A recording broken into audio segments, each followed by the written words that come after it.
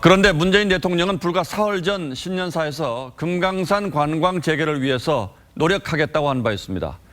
그렇다면 이번 결정이 노후된 시설을 철거하고 새로 짓겠다는 것인지 아니면 일단 북한의 요구를 들어주고 다른 방법을 모색하겠다는 뜻인지 잘 이해가 되지 않는 측면이 있습니다. 강동원 기자와 함께 따져보겠습니다.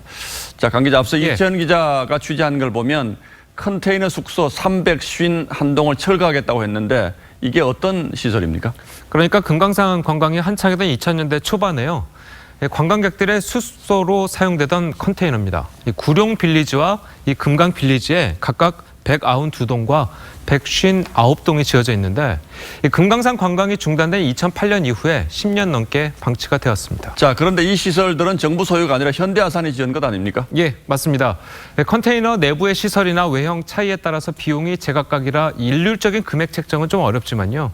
당시 컨테이너 숙박시설을 설비한 업체의 이야기를 들어보니까 351개 동을 설치하면서 대략 40억 원 정도가 비용이 들었다고 합니다. 예, 40억 원 정도가 비용이 들었는데 그럼 이 철거 비용은 누가 또 대게 됩니까? 정부가 될지 현대아산이 될지 아직 확실한 건 아니지만 일단 북한이 비용이 될 것 같지는 않습니다. 설치한 업체의 이야기로는 이 컨테이너 351개를 해체하는 데 드는 비용은 약 10억 원 정도가 들어간다고 합니다. 예. 인력 약 6명이서 이 중장비를 이용해서 하루 평균 15개 동 정도가 해체가 가능하고 거기에 예비 작업도 필요하기 때문에 한 달 정도의 이 철거 기간이 소요된다고 이야기하고 있습니다. 들어보시죠. 철거 비용이 발생을 하고 또 크레인 중장비 또 운송비가 발생을 하고 나중에 그게 해체를 했을 때 해체 비용이 발생을. 자, 그런데 이런 것까지 미국의 허락을 받아야 합니까? 예, 그렇습니다. 현재 유엔 안보리와 그리고 미국 독자 제재에서는요, 이 북한의 중장비 반입을 원칙적으로 금지하고 있습니다. 이 중장비가 핵 개발 등 군사 목적으로 이용될 수 있다는 게 그 이유인데요.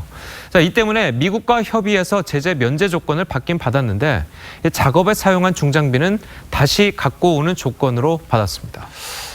이 밖에도 금강산 지역에는 우리 시설물들이 많지 않습니까? 예. 북한이 또 추가로 철거를 요구할 수도 있지 않겠습니까? 예, 그럴 가능성도 굉장히 많습니다.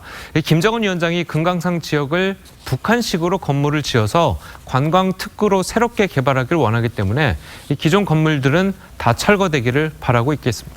우리 정부는 금강산 관광 재개를 아주 강하게 원하고 있기 때문에 북한이 이 건물을 철거한 자리에 새로운 시설을 지어달라 이렇게 요구할 수도 있겠네요. 예, 그럴 가능성도 있습니다. 다만 대북 제재 때문에요. 이 북한의 요구에 응하기는 쉽지 않을 것 같습니다. 예, 대화가 완전히 교착 상태에 빠진 상태에서 우리 정부가 이런 결정을 한 걸 보면 뭔가 물밑 움직임이 있는 건 아닐까라는 추측도 하게 되네요. 예, 강동원 기자 잘 들었습니다.